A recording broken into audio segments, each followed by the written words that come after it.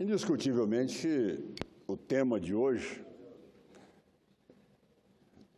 diz respeito a tudo o que ocorreu nessas últimas horas e que toda a sociedade brasileira está ansiosa, preocupada, vendo um quadro político se agravar a cada momento e sem ter uma solução política para que possamos sinalizar o mínimo de tranquilidade para a sociedade brasileira. Senhor presidente, este assunto merece ser tratado e esta Casa não pode desviar do assunto principal para aqui tratar de assuntos menores, sendo que a sociedade brasileira clama por uma solução definitiva e também pela recuperação da economia e da perspectiva de termos emprego no país. Mas, diante dos fatos ocorridos, numa somatória que exatamente está chegando ao fim desse processo que todos nós sabíamos que chegaria ao ex-presidente Lula, ele vem numa somatória desde a prisão do maqueteiro João Santana e depois com a delação premiada do senador Delcídio Amaral.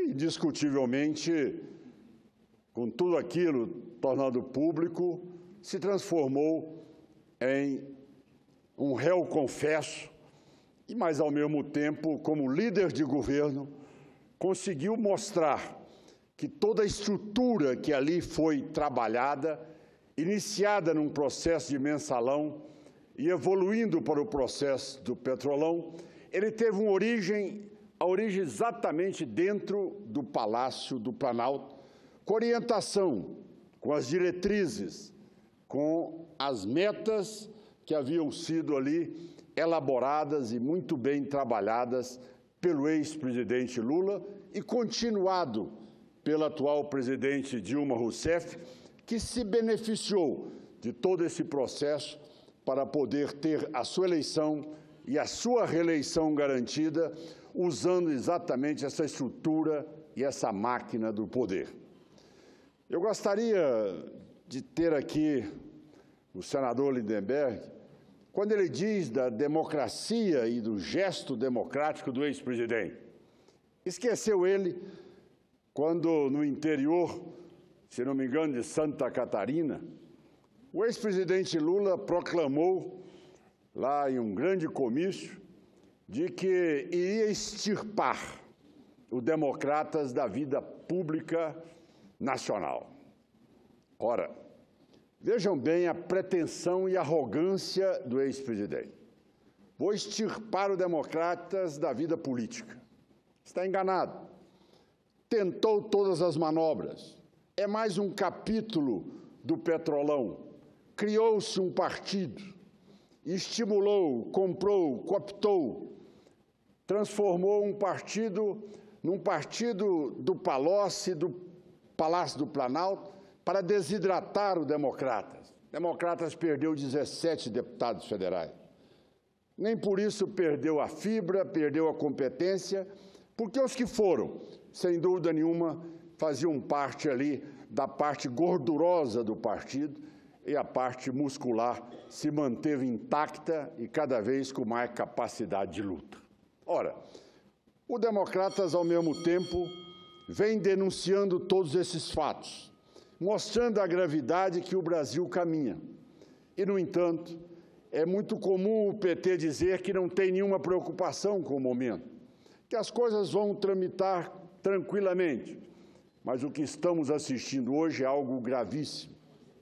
Quando falam da afronta que o ex-presidente sofreu, é importante que seja dito aqui, na tribuna do Senado Federal, que a primeira vez que o ex-presidente foi intimado para prestar depoimento sobre o seu triplex e o seu sítio de Atibaia, o deputado Paulo Teixeira entrou com uma ação para que ele não fosse ouvido e teve uma liminar concedida.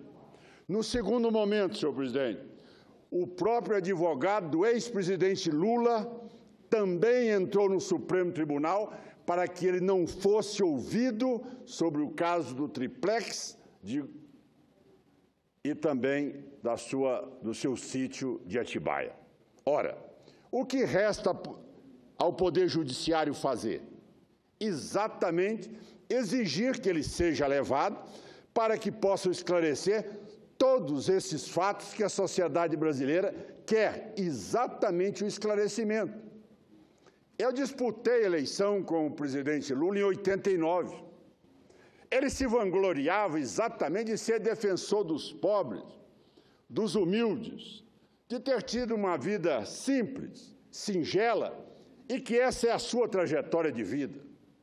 O que mais maculou, o que mais dói no presidente Lula é ele não ter cumprido o seu discurso. A sua consciência não admite ver que ele errou e, por isso, ele reage tão brutalmente quanto a Operação Lava Jato mostra com toda a clareza que o triplex é do Lula, que o sítio de Atibaia é do Lula, que, ao mesmo tempo, milhões e milhões de reais que foram repassados ao Instituto Lula foram também usados indevidamente até para repasse a seus próprios filhos. Isto é que mata todo o discurso do ex-presidente Lula. Descredencia, cai a máscara, mostra que, sem dúvida alguma, ele se transformou naquilo que ele mais condenava desde 1989. E que ele, de repente, é a figura mais recente daquilo que o Brasil não admite e que ele criticava. Ora, no momento em que a sociedade brasileira clama por transparência, por respeito ao dinheiro público, esses escândalos todos vão sendo respondidos pelo ex-presidente Lula, não de uma maneira convincente de como comprou o triplex, como adquiriu o sítio de Atibaia, como construiu o Instituto e a sua empresa pessoal.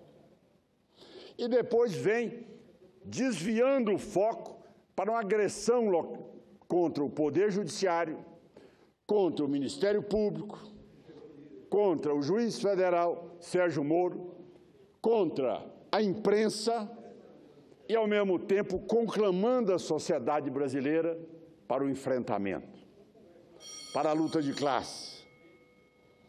Ao invés de sair, depois do depoimento, com a situação que deveria ter de um ex-presidente, com a responsabilidade que tem para refletir com seus familiares e reconhecer os erros que praticou, não.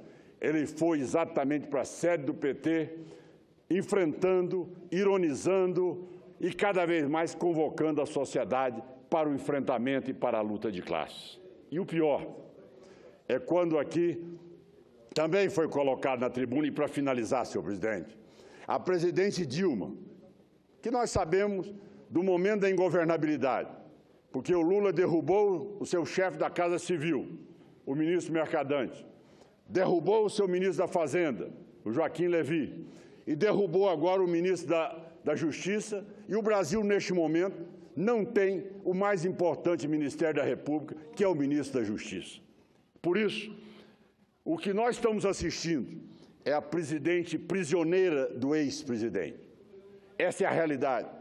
E, nesta hora, a presidente da República, sem cumprir as regras que ela está submetida, sem dúvida alguma, praticando um crime de improbidade administrativa, ela utiliza todo o aparato de governo, a máquina, o avião, o helicóptero, toda a segurança, para poderem fazer uma visita político-partidária ao ex-presidente Lula.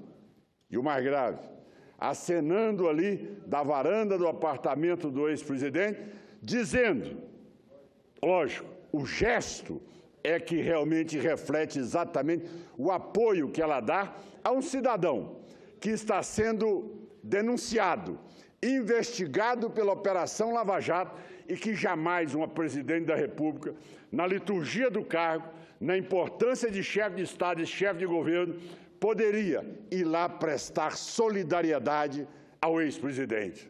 Isto ela feriu, sem dúvida alguma, todas as regras da prática do exercício da presidência da República. Afrontou a maioria dos brasileiros.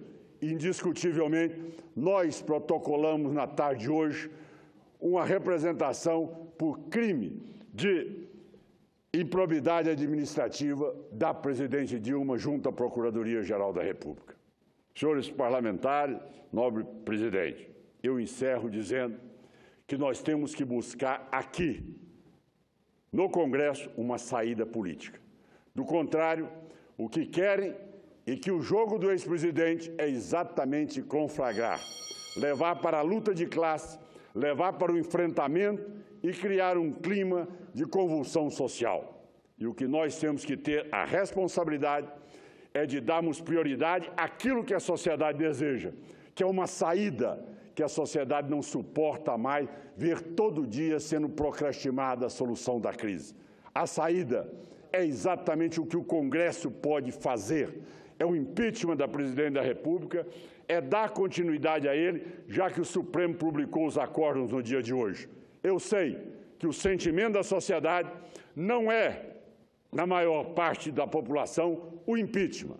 A vontade do Brasil seria uma nova eleição para que o novo presidente da República pudesse resgatar a autoestima do povo, fazer o que o presidente da Argentina está fazendo com aquele país.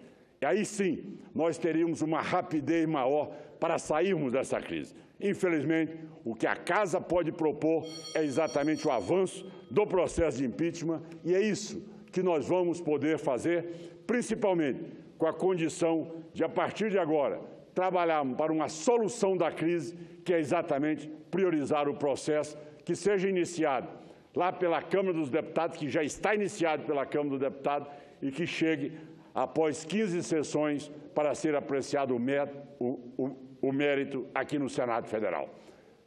A solução é exatamente a substituição da presidência do país que realmente instalou e criou a ingovernabilidade. Muito obrigado, era o que eu tinha a dizer.